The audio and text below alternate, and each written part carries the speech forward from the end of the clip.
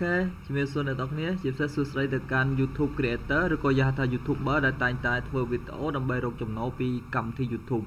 ថ្ងៃនេះខ្ញុំសូមណែនាំអ្នកទាំងគ្នាពីការរកចំណូលបន្ថែមទៅលើកម្មវិធីមួយដែលយើងអាចលក់ទិញខាញ់ហើយអ្នកទាំងគ្នាខ្ញុំគិតថាភាគច្រើនដឹងដែរហើយអ្នកខ្លះក៏អត់ទាន់ដឹងពីការរកចំណូលបែបនេះទេអញ្ចឹងសូមមើលតាម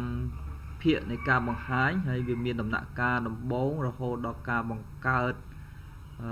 account និងការទិញលក់យ៉ាងណាសូមមើលតាមភាគនៃការបង្ហាញរបស់ channel YST ដូចតទៅណាអញ្ចឹងអ្នកទាំងអស់គ្នាដែលធ្លាប់ដឹងក៏អាចមើលបន្ថែមហើយក៏អ្នកដែលទើបនឹងបង្កើតអាច install តាម Referral របស់ខ្ញុំខាងក្រោមដែលខ្ញុំអាចទម្លាក់នៅកន្លែង description ហើយការដែលណែនាំជា tip អញ្ចឹងយើងមានអត្ថប្រយោជន៍ពីទីផ្សារហើយទីផ្សារនៃការលក់ខ្វាញ់នេះគឺមានច្រើនណាមិនមែនមានតែ Binance នេះមួយទេតែខ្ញុំប្រើក្នុង Binance អញ្ចឹងខ្ញុំនឹងណែនាំអ្នកទាំងអស់គ្នាពីការប្រើប្រាស់ Binance app យើងអាចប្រើតាមរយៈទូរស័ព្ទក៏បានកុំព្យូទ័រក៏បានជាទូទៅដំបូងខ្ញុំនឹងបង្ហាញតាមរយៈកុំព្យូទ័រពីព្រោះការដែលយើងប្រើប្រាស់ក្នុងកុំព្យូទ័រងាយស្រួលជាងទូរស័ព្ទហើយអ្នកទាំងអស់គ្នាត្រូវប្រើដោយប្រុងប្រយ័ត្នដែរហើយការដែលយើងចង់ទិញលក់ក៏ត្រូវមានចំណេះដឹងក្នុងការចូលទៅប្រើប្រាស់បើសិនជាយើងអត់តន់ចេះទិញលក់ទេក៏សូមទស្សនាវីដេអូបានច្រើនបន្តិចណាកុំឲ្យចូលទៅទិញលក់តែម្ដងថាតើការបង្កើនចំណូលពីការដែលអាចទិញលក់ខ្វាញ់នោះយ៉ាងម៉េចខ្លះសូមមើលមេរៀនឲ្យបានច្រើនបន្តិចណាហើយដើម្បីចូលទៅក្នុងប្រើប្រាស់កម្មវិធីឬក៏របៀបនៃការទិញលក់នេះបានអ្នកទាំងអស់គ្នាត្រូវការមានaccount login ហើយការប្រើ account login នោះគឺមានសុវត្ថិភាពការបញ្ជាក់ verify នោះគឺមានច្រើនដំណាក់កាល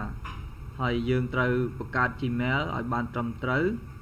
ជាមុនសិនហើយ Gmail យើងត្រូវមាន security ក្នុងការ verify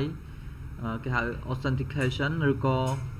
យើងប្រើ verify ជាមួយនឹងលេខទូរស័ព្ទបន្ថែមដើម្បីមានសុវត្ថិភាពហើយរបៀបនៃការចូលទៅ login ប្រើប្រាស់វាខ្ញុំនឹងបង្ហាញតាមរយៈកុំព្យូទ័រតាមក្រោយនៅពេលដែលយើង login ចូលក្នុងកុំព្យូទ័រហើយគឺយើងត្រូវកំណត់ឲ្យបានច្បាស់លាស់ថាតើយើង verify account របស់យើងយ៉ាងណាពីព្រោះនៅក្នុងកម្មវិធី Binance វាអនុញ្ញាតឲ្យយើង verify ទើបយើងអាចលេងបានដើម្បីការពារនៅ robot ហើយបើសិនជាអត់ចេះ verify ទេការដែលយើងលេងទៅវាអត់បានគ្រប់លក្ខខណ្ឌរបស់គេទេហើយមួយទៀតកម្មវិធីដែលយើងត្រូវការដំឡើងដើម្បីប្រើប្រាស់ក្នុងទូរស័ព្ទរបស់យើងបានត្រឹមត្រូវគឺយើងត្រូវមាន Binance app ហើយនឹងមានកម្មវិធី2-3ទៀតដើម្បីជំនួយទៅក្នុងការប្រើប្រាស់ជំនួយក្នុងការប្រើប្រាស់របស់ app នៅបានត្រឹមត្រូវណាអញ្ចឹងយើងត្រូវការមានដូចខ្ញុំសូមបញ្ជាក់ឡើងវិញដែរមិញថាត្រូវមាន account មុនគេត្រូវបង្កើត Gmail ហើយមាន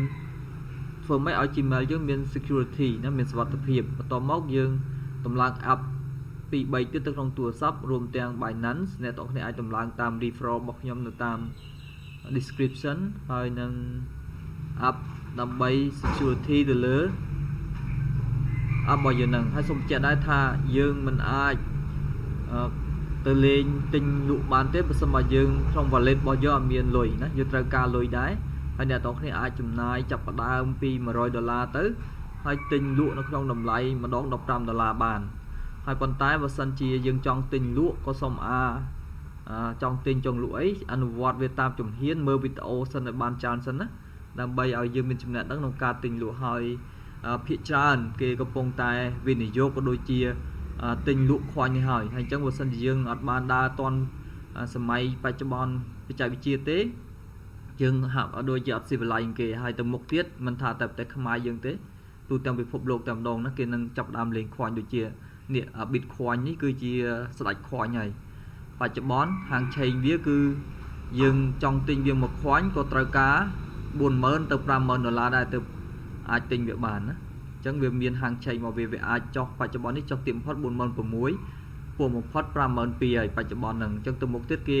ជាកថាអាចឡើងទៅដល់រហូតដល់រាប់$10,000ណាហើយតើតមាន$10,000ទើបទិញបានមកខ្វាញ់ហើយខ្វាញ់វាក៏ចិត្តអស់ដែរហើយ Bitcoin ហ្នឹងហ ហើយលុយរបស់យើងមិនវាធម្មតាទេការលេងអ្វីក៏ដោយការរកហាជីបអីក៏ដោយគេហៅថាធ្វើពាណិជ្ជកម្មឬក៏យើងរកចំណូលខាងក្រៅក៏ដោយសុទ្ធតែប្រឈមហានិភ័យដូចគ្នាការដែលយើងលេងនៅក្នុងខ្វាញ់វាតែងតែមានហានិភ័យប៉ុន្តែបើសិនយើងសិក្សាឲ្យបានច្រើនគេហៅថា take risk ឬក៏បន្ថយនៅក្នុងហានិភ័យទើបយើងបាន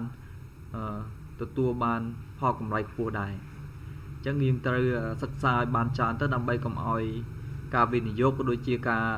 ដែលយើងរកចំណូលនោះប៉ះពាល់ទៅលើអ្វីដែលយើងរកបានហើយភាគច្រើនគេណែនាំក្នុងការរកចំណូលទៅលើវិស័យហ្នឹងគឺយើងយកលុយណាដែលជាលុយសល់កុំខ្ចីគេឬក៏ប្រើប្រាស់លុយដែលយើងចាំបាច់យើងយកលុយនោះមកវិនិយោគអ្នកខ្លះទៀតគាត់ទិញcoin hole ណាគាត់ទិញ hole ទុកក្នុងតម្លៃទាបបែបនេះពេលដែលគាត់លក់វិញក្នុងតម្លៃខ្ពស់នេះគឺគាត់ចំណេញហើយអញ្ចឹងគាត់ទិញទាបគាត់លក់ខ្ពស់បើសិនយើងទិញខ្ពស់ខ្វាញ់ចោះគឺយើងជាប់កាំងហើយបើសិនជាយើង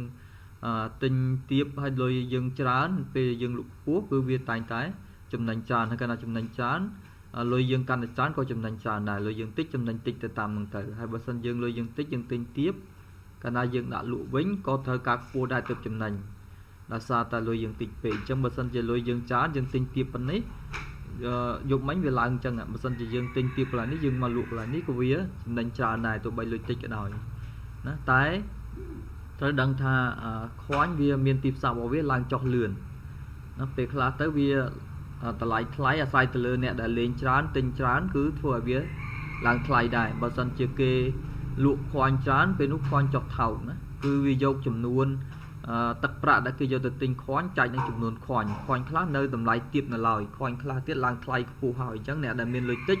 គេច្រើនតែលេងខ្វាញ់ដែលមានតម្លៃទាបហើយអ្នកដែលមានលុយច្រើនគេទិញទៅលើខ្វាញ់ណាដែលមានតម្លៃថ្លៃ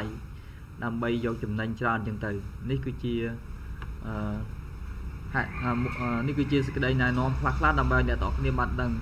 ហើយចំពោះលុយរបស់យើងហ្នឹងគឺមានការទុកដាក់ត្រឹមត្រូវណាគេមិនចេះតែយកយើងមិនមែនចេះតែទុកដាក់ឲ្យបារម្ភថាខ្លាចបាត់ទេហើយរបៀបនៃការដកលុយដាក់លុយយ៉ាងម៉េចគឺមានវីដេអូបន្តនៃការបង្ហាញហើយទីផ្សារស្រុកខ្មែរយើងបច្ចុប្បន្ននេះសូម្បីតែធនាគារមួយចំនួនក៏ទិញលក់ដូរខ្វាញ់ហ្នឹងអាចដកតាមធនាគារដែរណាជាទូទៅយើងដឹងគេចូលចិត្តប្រើ ABA ប៉ុន្តែមិនមែនមានតែ ABA មួយទេតែ account ភាគច្រើនគឺគេមាន ABA អញ្ចឹងទៅណាហើយមិនតែប៉ុណ្ណោះយើងក៏អាចទិញលុយពីមិត្តភ័ក្តិពីអីចឹងទៅណាអាចអ្នកទាំងគ្នាអាចចង់បានលុយទៅលេងនៅក្នុងខ្វាញ់ហ្នឹងគេទិញពីណាបើមិនទុកចិត្តទេក៏អាចសួរនាំពីខ្ញុំបានខ្ញុំមានអាចអ្នកអាចលក់ USDT អាចលក់ខ្វាញ់ដែលជាទឹកប្រាក់ទៅលើអ្នកទាំងគ្នាដែលចង់ទិញហ្នឹងទៅលេងទិញខ្វាញ់ហ្នឹងយ៉ាងម៉េចសូមមើលទស្សនាវីដេអូបន្តទៅនឹងឃើញហើយចឹងបើត្រូវការទិញលក់យ៉ាងម៉េចក៏មានដំណាក់កាលនៃការបង្ហាញដែរណានៅក្នុងការតាមរយៈវីដេអូរបស់ YST ហ្នឹងហើយការដែលទិញលក់ទីផ្សារនោះមិនមែនមានតែ Binance មួយទេដូចខ្ញុំបញ្ជាក់ឡើងវិញអញ្ចឹងណាតែក្នុង Binance នេះមានការងាយស្រួលមើលប្រើប្រាស់ងាយស្រួលសម្រាប់ user ដែរអញ្ចឹងសូមកុំភ្លេចរងចាំទស្សនាវីដេអូនៃការបង្ហាញចុះឈ្មោះយ៉ាងម៉េចដើម្បីចូលទៅប្រើប្រាស់បានហើយរបៀបនៃការលក់ដូរហើយមានសុវត្ថិភាពក្នុងពួកខ្ញុំក៏មានក្រុមមួយដែរអញ្ចឹងបើសិនអ្នកទាំងអស់គ្នាបានចូលតាម Referral របស់ខ្ញុំហើយបានសួរនាំទិញខ្វាញ់ទិញអីខ្លះតាមខ្ញុំយើងនឹងផ្លិបទម្លាក់ចូល team ជាមួយគ្នាហើយយើងអាចមើល signal តើខ្ពស់ណាគួរទិញខ្ពស់ណាគួរលក់អីជាមួយគ្នាហើយយើងនឹងមានការសិក្សាជា team ជាមួយគ្នាបន្តទៀតដើម្បីឲ្យរីកចម្រើនក្នុងការវិនិយោគទៅលើ coin នេះណាអាចចាប់ផ្ដើមត្រឹម$100រកទិញត្រឹម$15អញ្ចឹងទៅដាក់លក់ទុកខ្ទង់ប៉ុណ្ណាអញ្ចឹងទៅយើងរៀនជាមួយគ្នាអរគុណវីដេអូនេះcònបង្ហាញពីអត្ថប្រយោជន៍និងការរកចំណូលបន្ថែមទៅលើ Binance ដែលជាទីផ្សារទៅលើ coin តែប៉ុណ្្នឹងសិនបើលោកអ្នកមានចម្ងល់ផ្សេងៗអាច comment ខាងក្រោមហើយបើសិនចាប់អារម្មណ៍សូមកុំភ្លេចដំឡើង app តាម Referral តាមខ្ញុំខាងក្រោមមកនៅក្នុង description ហើយខ្ញុំនឹងធ្វើវីដេអូបង្ហាញតាមដំណាក់កាលបន្តទៀតអរគុណសម្រាប់ការទស្សនាសូមជម្រាបលាទាំងអស់គ្នាបាយបាយ